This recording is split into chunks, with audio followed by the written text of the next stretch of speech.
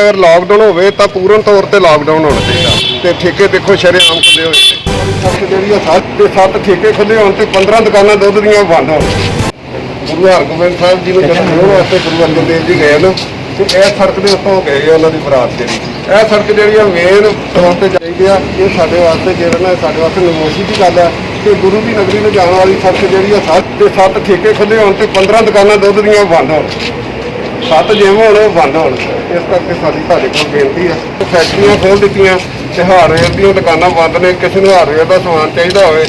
वो असीं प्रशासन दा ਜਿਹੜੀ ਸਤਿਕਾਰ ਕਰਦੇ ਪ੍ਰਸ਼ਾਸਨ ਤੇ ਸਾਡੀ ਸੁਸਾਇਟੀ ਹੈ ਜਿਹੜੀ ਵਾਤਾਵਰਨ ਸੇਵਾ ਸੰਭਾਲ ਸੁਸਾਇਟੀ ਦੇ ਨਾਂ ਦੇ ਨਾਲ ਪਾਰਕਾਂ ਦੀ ਸਫਾਈ ਦਾ ਕੰਮ ਕਰਦੀ ਹੈ। ਜੋ ਇਹ ਜਿਹੜੀ ਸਾਰੀ ਸੁਸਾਇਟੀ ਹੈ ਰਿਟਾਇਰਡ ਪੁਲਿਸ ਅਫਸਰਾਂ ਅਤੇ ਹੋਰ ਜਿਹੜੇ ਰਿਟਾਇਰਡ ਆਫੀਸਰ ਨੇ ਉਹਨਾਂ ਦੇ ਨਾਲ ਮਿਲ ਕੇ ਬਣਾਈ ਗਈ ਜਿਹਦੇ ਕਰੀਬ 50 ਮੈਂਬਰ ਨੇ ਜਿਹੜੇ ਸਾਰੇ ਵਾਤਾਵਰਨ ਸੰਭਾਲ ਵਾਸਤੇ ਤੇ ਪਾਰਕਾਂ ਦੀ ਸਫਾਈ ਦਾ ਕੰਮ ਕਰਦੀ ਹੈ। ਜੋ ਅੱਜ ਗੁਰੂ ਦੀ ਨਗਰੀ ਅੰਮ੍ਰਿਤਸਰ ਵਿਖੇ ਗੁਰੂ ਦੀ ਨਗਰੀ ਅੰਮ੍ਰਿਤਸਰ ਵਿਖੇ ਮਹਾਮਾਰੀ ਦੇ ਦੌਰਾਨ ਜੋ ਕਿ ਲਾਕਡਾਊਨ ਹੋਇਆ ਸਰਕਾਰ ਦੀਆਂ ਪਾਲਿਸੀਆਂ ਦੇ ਨਾਲ ਜਿੱਥੇ ਅਸੀਂ ਸਹਿਮਤ ਹਾਂ ਲੇਕਿਨ ਅਸੀਂ ਇਹ ਕਹਿੰਦੇ ਕਿ ਅਗਰ ਲਾਕਡਾਊਨ ਹੋਵੇ ਤਾਂ ਪੂਰਨ ਤੌਰ ਤੇ ਲਾਕਡਾਊਨ ਹੋਣਾ ਚਾਹੀਦਾ। ਲਾਕਡਾਊਨ ਦੇ ਦੌਰਾਨ ਜਦੋਂ ਕਿ ਸਾਰੇ ਹੀ ਅਦਾਰੇ ਬੰਦ ਨੇ ਕਾਰੋਬਾਰੀ ਅਦਾਰੇ ਬੰਦ ਨੇ ਫੈਕਟਰੀਆਂ ਬੰਦ ਨੇ ਹੋਰ ਕਰਿਆਨੇ ਦੀਆਂ ਦੁਕਾਨਾਂ ਸਾਰੀਆਂ ਬੰਦ ਨੇ ਤੇ ਠੇਕੇ ਦੇਖੋ ਸ਼ਰੇਆਮ ਖੁੱਲੇ ਹੋਏ ਨੇ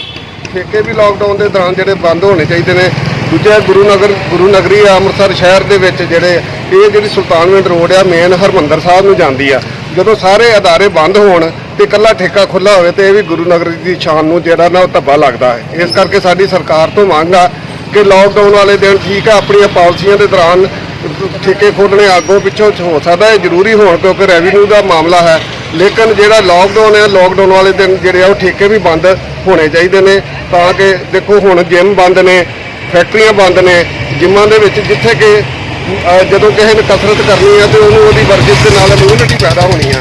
ਤੇ ਠੇਕਿਆਂ ਦੇ ਜਿਹੜੀ ਆ ਉਹਦੇ ਨਾਲ ਜਿਹੜੀ ਆ ਇਮਿਊਨਿਟੀ ਘਟਣੀ ਆ। ਇਸ ਕਰਕੇ ਸਾਡੀ ਸਰਕਾਰ ਪਾਸੋਂ ਬੇਨਤੀ ਆ ਕਿ ਅਸੀਂ ਸਾਰੇ ਰਿਟਾਇਰਡ ਜਿਹੜੇ ਆ ਜਿਨ੍ਹਾਂ ਦੇ ਵਿੱਚ ਇੰਸਪੈਕਟਰ ਗਜਿੰਦਰ ਸਿੰਘ ਜੀ ਨੇ ਇੰਸਪੈਕਟਰ ਸੰਤੋਖ ਸਿੰਘ ਜੀ ਨੇ ਰਿਟਾਇਰਡ ਜਿਹੜੇ ਸਾਡੇ ਡਿਸਟ੍ਰਿਕਟ ਅਟਾਰਨੀ ਸਰਦਾਰ ਸੰਤੋਖ ਸਿੰਘ ਜੀ ਜਿਨ੍ਹਾਂ ਦੀ ਰਹਿਨੁਮਾਈ ਹੇਠ ਜਿਹੜਾ ਜਦੋਂ ਅੱਜ ਅਸੀਂ ਦੇਖਦੇ ਹਾਂ ਕਿ ਜਦੋਂ ਸਾਰੇ ਅਦਾਰੇ ਬੰਦ ਹੋਣ ਸਾਰੀਆਂ ਦੁਕਾਨਾਂ ਸਾਰੀ ਰੋਡ ਬੰਦ ਹੋਵੇ ਤੇ ਇਕੱਲਾ ਠੇਕਾ ਖੁੱਲ੍ਹਾ ਹੋਵੇ ਤੇ ਇਹਦੇ ਵਾਸਤੇ ਸਾਡੇ ਵਾਸਤੇ ਜਿਹੜੀ ਇਹ ਬਹੁਤ ਨਮੋਸ਼ੀ ਭਰੀ ਗੱਲ ਹੈ। ਲਾਕਡਾਊਨ ਨੂੰ ਕਾਮਯਾਬ ਕਰਨ ਵਾਸਤੇ ਠੇਕਿਆਂ ਨੂੰ ਵੀ ਬੰਦ ਕਰਨ ਦੀ ਮੰਗ ਕੀਤੀ ਜਾਂਦੀ ਹੈ। ਅੱਜ ਕੀ ਕੀਤਾ ਗਿਆ ਅੱਜ ਜਿਹੜਾ ਇਹ ਮੰਗ ਪੱਤਰ ਸਾਡੀ ਸੁਸਾਇਟੀ ਵੱਲੋਂ ਜਿਹੜਾ ਤੁਹਾਨੂੰ ਮੈਂ ਦਿਖਾ ਰਿਹਾ ਹਾਂ ਇਹ ਮੰਗ ਪੱਤਰ ਅਸੀਂ ਸਿਰਫ ਲਾਕਡਾਊਨ ਦੇ ਕਾਰਨ ਅਸੀਂ ਜ਼ਿਆਦਾ ਇਕੱਠ ਨਾ ਕਰਦੇ ਹੋਏ ਮਹਾਮਾਰੀ ਦੇ ਕਾਰਨ ਅਸੀਂ ਸਿਰਫ 7 ਜਾਂ 8 ਜਿਹੜੇ ਰਿਟਾਇਰਡ ਪੁਲਿਸ ਅਫਸਰ ਤੇ ਡਿਸਟ੍ਰਿਕਟ ਅਟਾਰਨੀ ਰਿਟਾਇਰ ਜਿਹੜੇ ਨੇ ਉਹ ਸਾਡੇ ਨਾਲ ਸ਼ਾਮਲ ਹੋ ਕੇ ਅਸੀਂ ਮੰਗ ਪੱਤਰ ਦੇਣ ਵਾਸਤੇ ਜਿਹੜੇ ਕੋਈ ਐਸਪੀ ਸਾਹਿਬ ਨੇ ਸਾਨੂੰ ਕਿਹਾ ਕਿ ਇਹ ਮੰਗ ਪੱਤਰ ਤੁਸੀਂ